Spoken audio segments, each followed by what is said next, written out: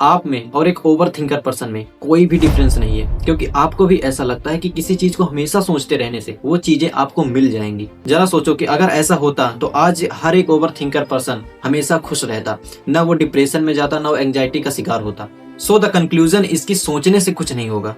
आपने अपने manifestation tricks को सोचने पर डिपेंड कर दिया है। इसलिए मैं आपको 3 ऐसे रूल बताने वाला हूँ जो आपको बेटर रिजल्ट देंगे।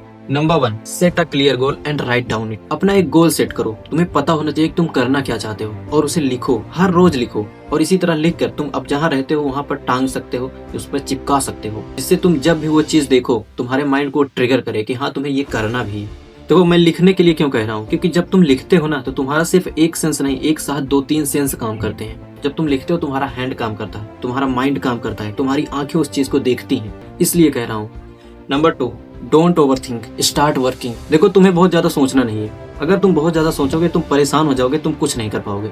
और हाँ, मैं ये भी नहीं कह रहा कि तुम सोचो ही मत उस चीज के बारे में, नहीं। तुम्हें एक सोच रखनी है कि हाँ मुझे ये करना है, मुझे ये अचीव करना है।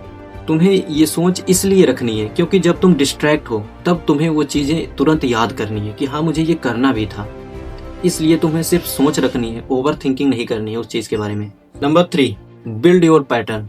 देखो इस दुनिया में किसी भी चीज को प्राप्त करने का एक पैटर्न होता है। कुछ भी चीज तुम अचीव करोगे उसका एक पैटर्न है। तुम्हें यूपीएससी क्लियर करना है उसका भी एक पैटर्न है। तुम्हें बिजनेसमैन बनना है उसका भी एक पैटर्न है। तुम्हें म्यूजिशियन बनना है उसका भी एक पैटर्न है।